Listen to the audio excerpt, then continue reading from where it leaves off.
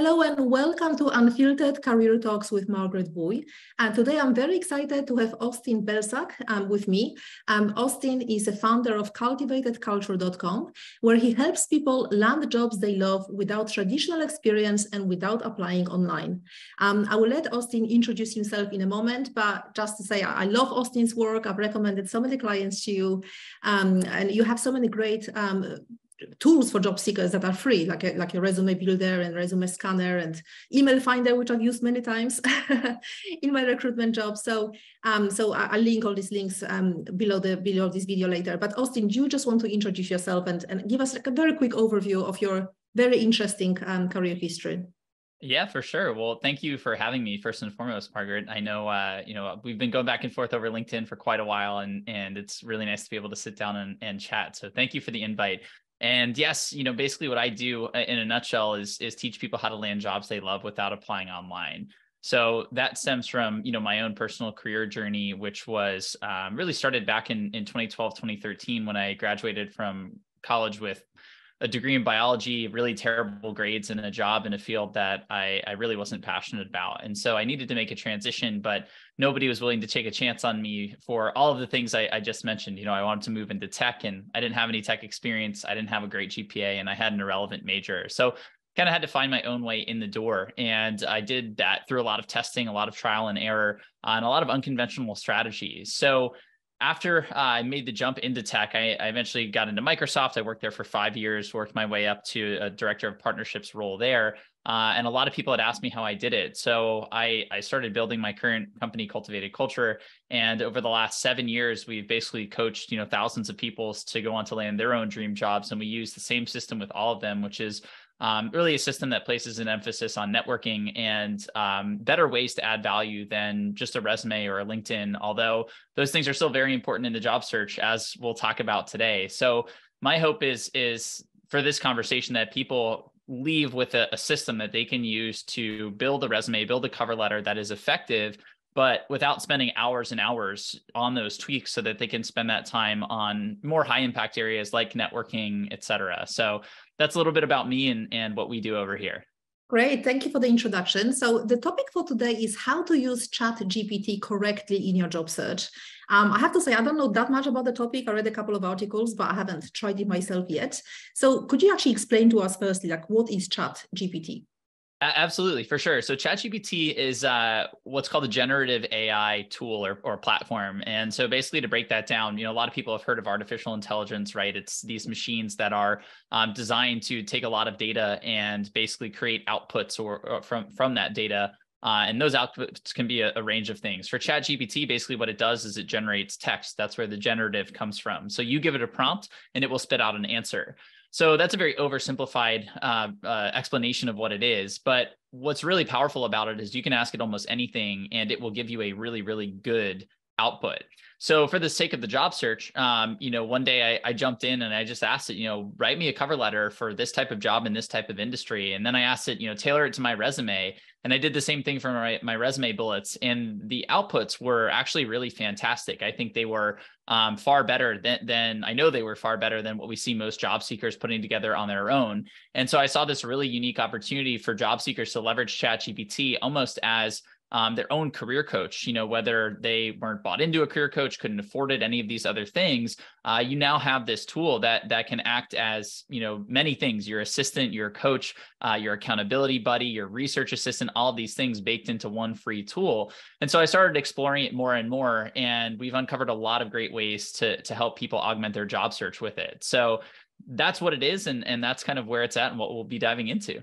Great. So thank you. So how do you actually augment your job search? Like, how can you use it for your resume? You kind of explained that, your cover letter, networking, interviews. I know it's a lot, but if you could give us a brief overview of how can a job seeker start using it today in an effective way? Yeah, so there's two pieces of context that I think are extremely important for job seekers to understand here. So the first is that when we think of the job search, the traditional job search is still a channel that has very low odds of success. When you look at the metrics and the data around online applications, and by traditional job search, I basically mean you are tweaking your resume, you're going to job boards every day, you're seeing what new jobs are posted, and you're applying via those channels.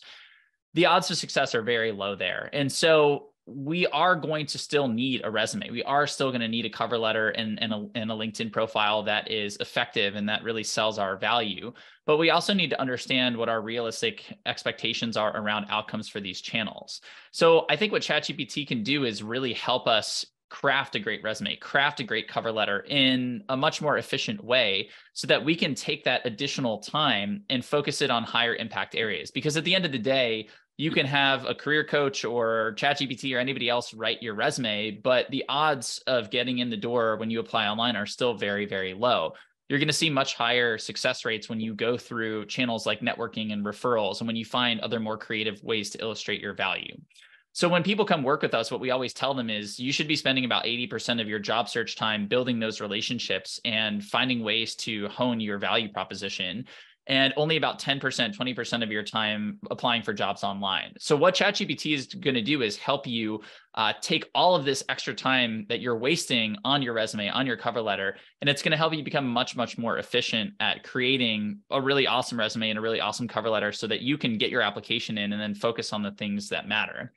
And the other thing I'll say is that ChatGPT is a tool. It's not a replacement for you and actually doing the work. What it's really good at is taking care of the 80% baseline work. So when we need to write a cover letter and we open up a new document and there's just a blank page with a blinking cursor, we have to come up with something. And then we have to write out all of that baseline material. And that is really taxing. It takes a lot of mental energy. It takes a lot of thought and time. ChatGPT is going to solve that for us, but you still need to come in and take that final 20% and make your cover letter or your resume authentic and aligned with your integrity. And you need to add that personal touch and make sure it's accurate. So I think it's really important for people to understand those two things before we jump into specifically how the tool can help you with your resume and your cover letter, et cetera. Absolutely. And how does it work? So let's say you want it to write a cover letter. So do you provide your resume and the job description, and you just literally tell it, can you write a cover letter for this role? Is that a simple? Yeah, for sure. So ChatGPT is kind of like a human being where, the level of or the quality of the question that you ask is going to dictate the quality of the answer, right? So if I ask you, hey, Margaret, how do I write a great resume? Well, that's a very broad question, right? There's a lot of potential outcomes. So the chance that you share an answer that's aligned with what I'm looking for are low. Whereas if I say to you, hey, Margaret, I'm really struggling with writing this one specific bullet. Here's the job that I'm targeting. Here's my past experience. Here's everything that I've done. And here's, some other stuff that might be helpful to know. Well, now you're going to be able to really help me hone in on that specific thing. So the same is true with ChatGPT. And basically what I like to do is give it as much information as I possibly can about where I'm coming from, what I'm looking for, and how I want the thing to be written. So for example, we could take a cover letter, right? How might you ask ChatGPT to write a cover letter for you? So the first thing is to ask it, can you please write me a cover letter? But then I like to include the job title in the company. So can you please write me a cover letter for an account manager position at Google, let's say. Then the next thing I like to do is tell it specifically what I want in that cover letter. So can you write this cover letter using a casual tone or an authoritative tone or a formal tone? I like to tell it the length that I'm looking for. Typically about 400-ish words is good. I like to tell it to use compelling language. And I also like to tell it to include measurable metrics and outcomes. All of these things are telling ChatGPT specifically what I want to see in this cover letter. Then the next thing that I like to ask it is to tailor the cover letter to the specific job description and to my resume. And then I'm going to paste the content in from both of those things. And so now ChatGPT is tasked with writing a cover letter, using compelling language in a certain tone with a certain length, and tailoring it to the specific things we see in the job description and my background.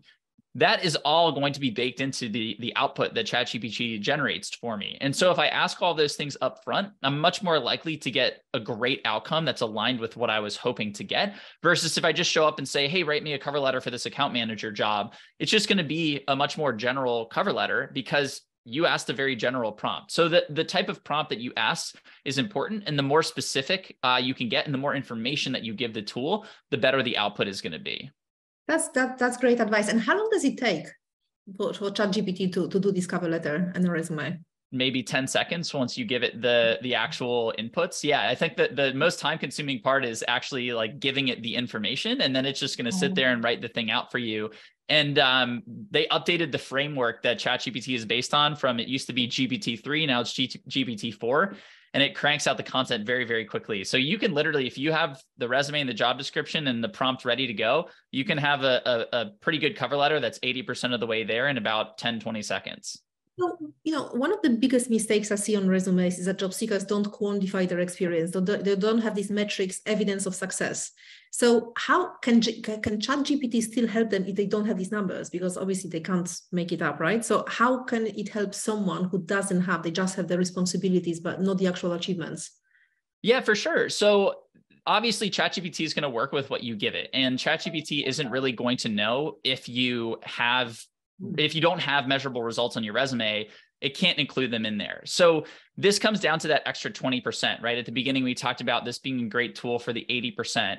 What you need to do is get your resume and get your materials up to a decent place before we start to ask, any of these questions. So it is important to follow best practices. And part of that is including those quantifiable metrics. Now, what I have seen in some instances is that, in the prompt that I shared earlier, I do ask the tool to include measurable metrics. And if you have it write it in a certain way where you add your resume in last, sometimes ChatGPT will actually add in placeholders for measurable metrics for you. And that way you can kind of see where they might show up in the cover letter or in the resume. But by and large, what you should be doing with your resume, just as a best practice, is going through every single bullet on your resume and having the action and then the outcome that's tied to it. And to your point, that's what most job seekers miss. Most job seekers talk about the action that they took, but they don't tie it to any outcome. And the problem with that is anybody in the world can say that they took an action, right? But that doesn't tell the company anything about your capability. What they care about is the outcome from that action. So we do need to make sure that we are following some best practices, and we've done some optimization on our resume, specifically our resume for ChatGPT. Cover letters can kind of be generated from scratch, but resumes specifically, those optimizations, ChatGPT is only going to be able to work with the information that you give it. So we do need to have a certain level of baseline, and then ChatGPT is going to help us optimize off of that. Sounds really good. And how can that tool help job seekers in interview preparation? Yeah, so another great use case for it, right? Once you have gotten in the door for an interview, one of the best things about ChatGPT is it can act as almost your interview buddy, right? So normally, you could go hire a career coach, or maybe you join some community where people are doing mock interviews or any of these things. And, that can be time consuming, that can be expensive, that can be out of people's budgets. So ChatGPT can take care of a lot of this for you. And really where it shines is around preparing answers and refining them. So the first thing that I like to do is ask ChatGPT, when companies are hiring for insert specific job title, what are they looking for?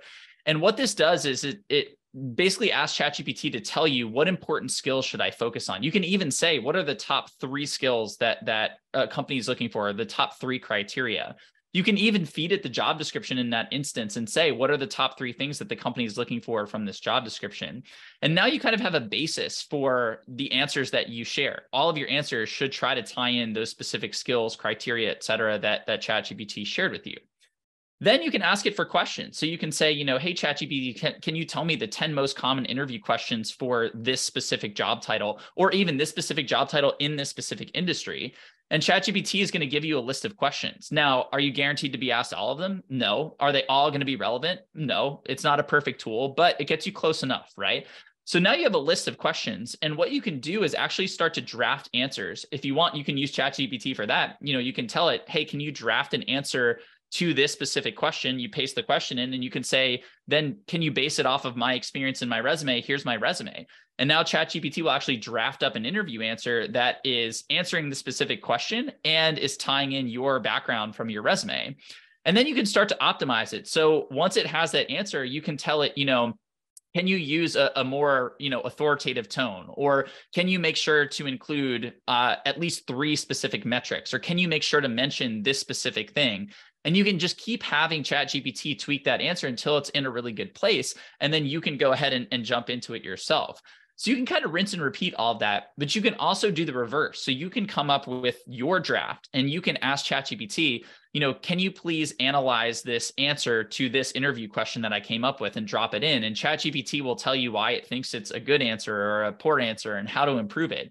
So basically what you're getting here is somebody who is helping you analyze your answers, who's helping you understand what questions you might be asked, and also who's helping you basically analyze, the way that you're delivering your value and positioning your value which is, all of the things that you would want in an interview coach, right? So you're basically getting a virtual coach. The last thing I would say here is just cautioning people on asking it to research companies for you. The data that it's trained up on is only through, I believe, 2021 at this point. So it doesn't have any information after 2021. So if you asked it, for what's going on at Google, it can only tell you what's going on up to 2021. So that is something that I've seen people throw around that is not going to help you because the data isn't there. So I would just throw that caveat in there, but everything else around those answers, it can help with. And how accurate is it in terms of researching companies, like target companies? So let's say you want to work for a SaaS company in a specific state or in a specific country. Can you ask it, what are the top 20 large SaaS companies or mid-size SaaS companies? Would it be able to help with that? Sure, but I think it would only be sharing companies that have either come to prominence before 2021 or were founded before 2021. Okay. So that's just the stuff that we have to keep in mind, right? If you're asking it, what are the best companies to work for? It's going to give you the best companies as of 2021. If you ask it, what are people being paid in these roles? That data is only through 2021, right? And now obviously with the pandemic and inflation and all these other things going on, people talking about recessions right now and all that, all the layoffs that we've seen in tech, like those numbers could have drastically changed. So anything that could have changed in the last 2 years, you probably want to avoid that with ChatGPT just because the data hasn't been trained up. Whereas, the essence of a great interview answer, that hasn't changed really over the last couple of years, right? So that type of stuff is what ChatGPT really excels at.